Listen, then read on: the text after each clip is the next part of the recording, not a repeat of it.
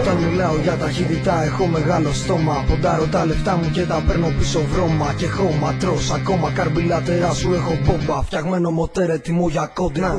Όπως ο μαύρος αετός αλωνίων δίχως τα φώτα. Μηχανάκι που γαμά χωρίς καπότα. Κυλώντας πάνω στην άσφαλτο. Κάνω συχνά τον αντίπαλο να παίρνει πουλό. Κάποιοι πουλάνε τα σπίτια τους για μοντέλα. Για να πάρουν ένα για μάχα έτσι για τρέλα. Το μηχανάκι σου βάρεσε βγελαστρό. Στο πάνω στην αποβάθρα και στη θάλασσα δώστο. Σκοτώστρα, κοντανίες R500. Δίχρονο μοντέρ που πιάνει χιλιόμετρα τόσα. Πόσα δεν φτάνει το κεφάλι σου να βάλει μωρή κλώσσα. Κατά τις 11 η κόντρα είναι στημένη.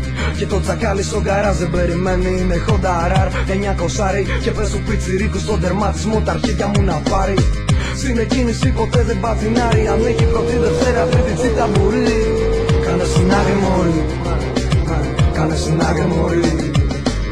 Προχθές το βράδυ μαζευτήκανε τραμπούκι για να δουνε μια GS 6 χιλιάρα Suzuki που βγάζει σκόνη. Το πουλί σου το σηκώνει και